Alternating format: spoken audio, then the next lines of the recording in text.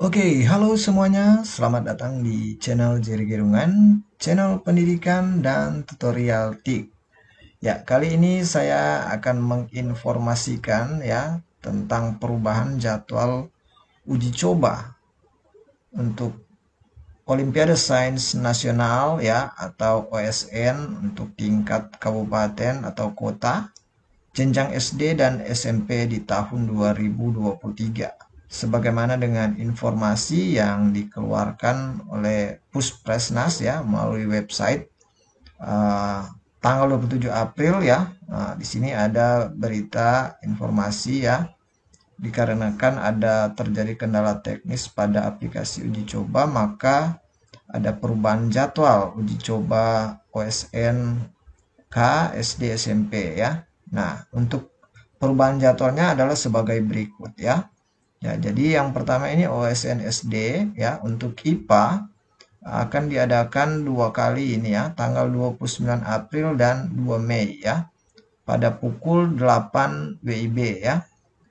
Jadi kita bisa mengikuti tanggal 29 April atau tanggal 2 Mei.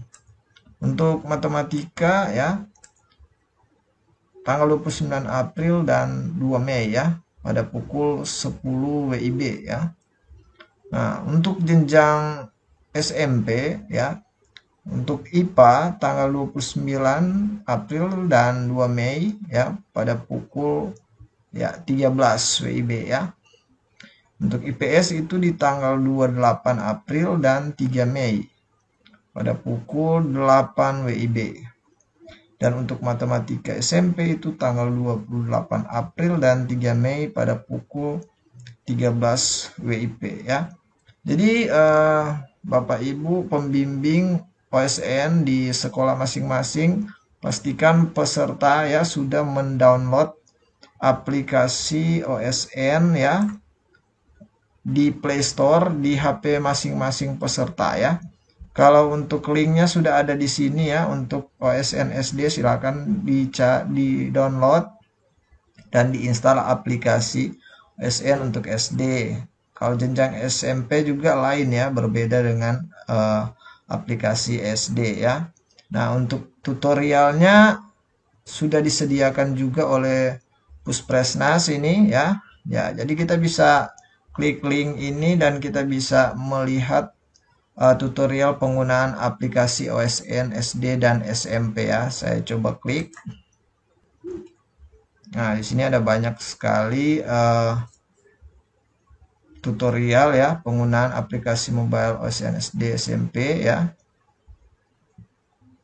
Ini ya. Oke, saya buka dulu. Iya, ini ya ada panduan aplikasi mobile OSN jenjang SD dan SMP ya yang dibuat oleh tim pengembang Dikdas Puspresnas ya. Jadi pastikan ya tampilan login peserta seperti ini ya. Ya, jadi kita masukkan NISN dan password ya yang sudah kita generate pada portal registrasi lanjutan ya di sini ya. Nah, selanjutnya setelah login maka akan muncul tampilan beranda seperti ini ya. Nah, di sini ada menu jadwal ujian, petunjuk ujian dan ujian. Nah, untuk mengakses ujian nanti peserta akan menekan tombol ujian yang di paling kanan ini ya. Nah, selanjutnya nanti ada ini contoh ya, daftar ujian ya. Contoh ini matematika ya. Jadi ada daftar ujian, misalnya ada berapa menit ya untuk matematika ya. Jadi pelaksanaan ini ya ada tanggalnya dan waktu ya. Nah, waktu awal dan waktu selesai ya. Oke. Nah, ini. Pastikan pengaturan waktu pada device atau smartphone yang digunakan peserta sudah diatur otomatis ya. Pengaturan waktu secara manual akan menjadi salah satu penyebab peserta gagal ujian ya. Oke, ya. Selanjutnya di sini ya. Nah, jika pengaturan waktu sudah otomatis sesuai lokasi peserta, maka akan muncul waktu daftar ujian seperti contoh gambar di samping ya. Oh, ini ya, untuk dua lokasi berbeda di luar waktu Indonesia Barat ya. Ini yang kiri waktu Indonesia Timur, dan yang kanan ini waktu Arab Saudi ya. Jadi misal waktu ujian dimulai jam 9 WIB, maka pada di Jayapura itu ujian dimulai pada jam 11 waktu Indonesia Timur ya. Ya, di Riyadh Arab Saudi itu dimulai pada jam 5 ya, waktu Arab Saudi ya. Oke, jadi diatur secara otomatis saja ya. Tidak mengikuti waktu server ya. Karena waktu server itu waktu Indonesia Barat ya. Oke, nah ini nanti ada hitung mundur ya. Ujian akan dimulai dalam ini ya. Nanti ada petunjuk pengerjaan ya. Kemudian di sini langkah-langkahnya klik mengunduh soal sampai status soal tersedia ya. Kemudian yang kedua, jika jadwal ujian masih besok hari, peserta dapat keluar aplikasi tanpa melakukan logout. Nah, jika ujian akan dimulai dalam beberapa menit lagi, peserta dapat menunggu di halaman. Hitung mundur sampai tombol mulai ujian menjadi hijau ya. Ini masih merah ya. Jadi harus hijau, baru klik mulai ujian warna hijau untuk memulai ujian ya. Nah, seperti ini contoh soal pilihan jamak ya. Nah, pilihan jamak, peserta dapat memilih salah satu jawaban pada pilihan jawaban. Nah, jika peserta tidak ingin memilih jawaban, maka peserta harus tidak melakukan klik pada pilihan jawaban ya. Nah, persamaan antara klik lewati atau jawab adalah jawaban yang sebelumnya sudah dipilih akan masuk ke sistem ya. Jadi tidak perlu ya, kalau tidak mau dijawab untuk lewati jangan pilih ya. Nah, perbedaan antara klik lewati atau jawab adalah jika peserta klik lewati maka soal akan muncul kembali ya. Nah, jika peserta klik jawab maka soal tidak akan muncul kembali. Jadi kalau sudah dijawab sudah ya, tidak akan muncul lagi. Kalau dilewati masih akan muncul lagi ya, selama masih ada waktu. Jadi selama ujian berlangsung peserta tidak diperkenankan untuk keluar dari aplikasi. Jadi harus standby di aplikasi ini ya, tidak bisa akses selain aplikasi OSN ya. Selanjutnya di sini ada contoh isian singkat ya. Pada soal isian singkat peserta hanya dapat memasukkan jawaban dengan mengetik ya. Oke, ya ini sama saja ya untuk keterangan persamaan antara klik lewati atau jawab adalah jawaban yang sebelumnya sudah dipilih akan masuk ke sistem ya ini. Oke, selanjutnya ini soal untuk menjawab soal uraian ya. Pada soal uraian peserta dapat memasukkan jawaban dengan ketikan atau bisa ambil foto ya. Jadi karena ada soal uraian ini pastikan yang kita gunakan itu adalah smartphone atau HP yang kameranya itu berfungsi dengan baik ya. Karena kalau kita mau foto jawabannya itu kita akan harus membutuhkan gambar yang bagus ya supaya bisa jawabannya itu bisa diperiksa oleh tim pemeriksa ya.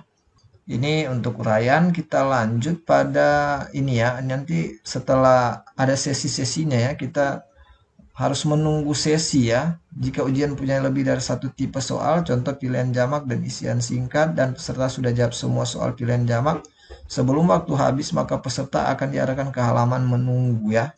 Menunggu tipe soal isian singkat ya. Jadi selama menunggu ke sesi berikutnya, peserta tidak diperkenankan untuk keluar dari aplikasi.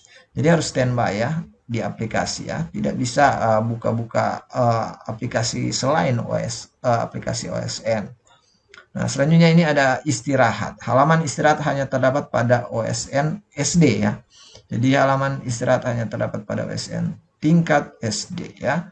Jadi untuk istirahat tidak diperkenankan juga untuk keluar dari aplikasi. Di sini nanti ada upload jawaban ya. Nah, setelah semua sesi ujian selesai, peserta akan diarahkan ke halaman upload jawaban.